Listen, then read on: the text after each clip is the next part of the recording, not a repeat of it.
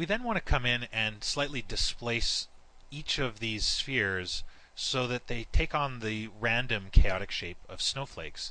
We don't really want to create each individual ice crystal. I mean, that's just going to be ridiculous. The speed at which the particles are moving is going to preclude us from seeing the details anyway. So unless we're looking at doing a very extreme close-up of a snowflake, which we would probably model anyways and then maybe augment it with some ice, we can kind of cheat the technique. Again, it's going to be composited and blurred in post.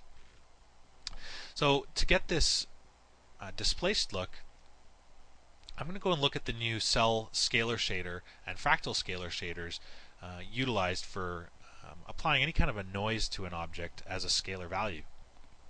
I'm going to pull the cell scalar into my graph, the render tree graph, and I want to connect the scalar output to the scalar displacement input on the snow material. Now if I do that, I'm going to see the displacement effect on the particles. If I get in close enough, let's pick up, say, this guy right here.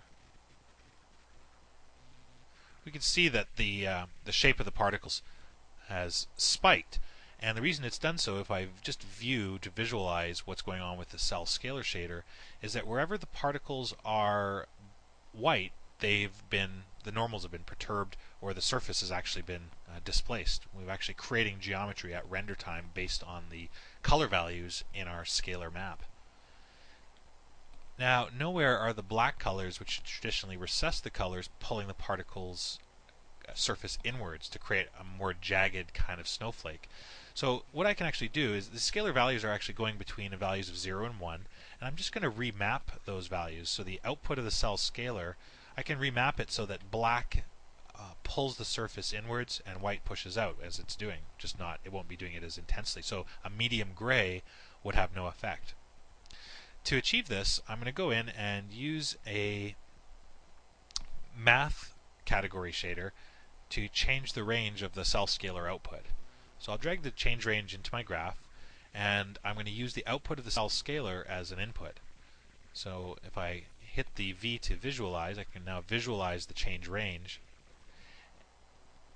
And if I set the old range, which is a start and end of 0 and 1, and I have the new range go from, let's say, negative 0.3 to 0.3, we should be able to shift those values a little bit more. I might have to use an intensity node to amplify the intensity. But now if I take the change range, and I'm just going to move the material node down a little bit so I can actually line up the displacement.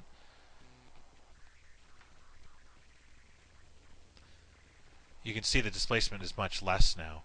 So if I jump back into the cell scalar shader, and again I can kind of just work the shader now.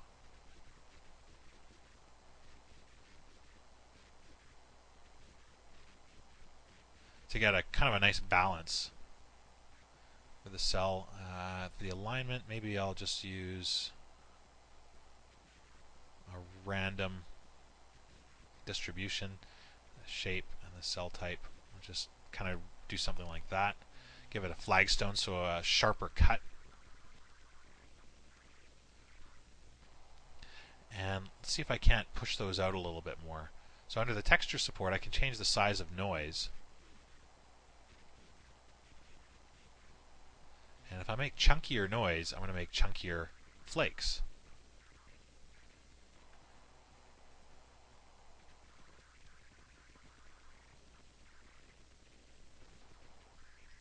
So based on that idea, I can then work on scaling the individual axes out.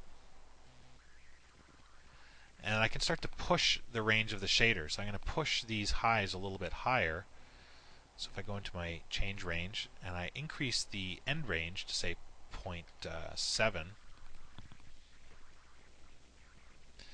and I decrease, let's say, to -2, I'm able to start getting some changes in the snowflakes. And if I kind of keep pushing this a little bit further, let's go with like -5.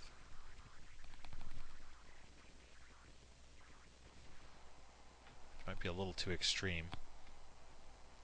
But I'm also going to blend the values between these grays and blacks.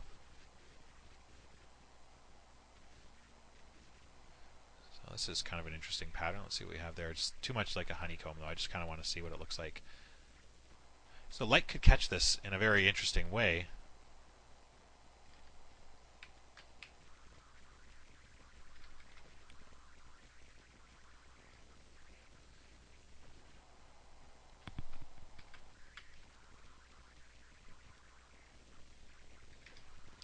I'm just going to go back into that cell scaler, and under cell type, I'm going to go back to round cells, and I'm just going to increase the contrast again.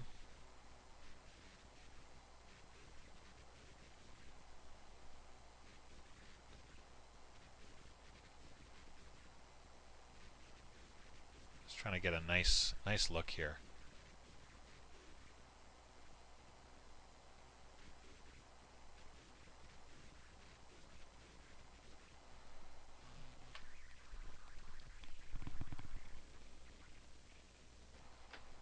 It's just not blended enough. There we go. I'm starting to get the effect like I want. You can see how chunky they're looking here. So if I actually just go into my change range and I lower the range values now, let's say to -1 and +1, I'll be taking this shape and kind of just reducing it.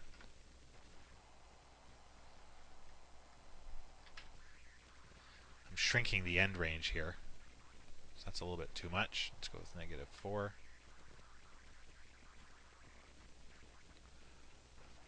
There we go there. And maybe even push that a little bit more.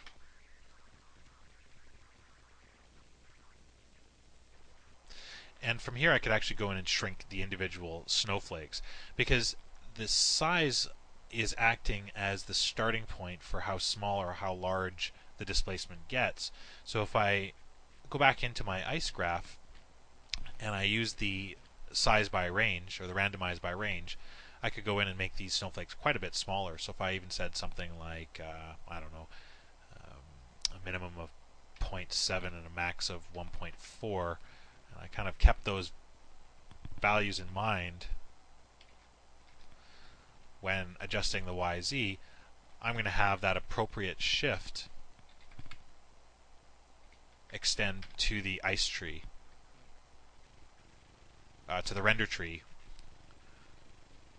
when I make the changes in the ice graph. So I have much smaller particles now,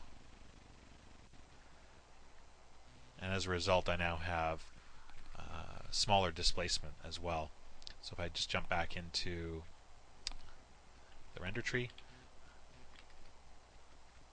again, just get close on a couple of these particles and change the range a little bit. So -5 now is probably way too much. I'll just go in and say -2. At -3 I actually start to see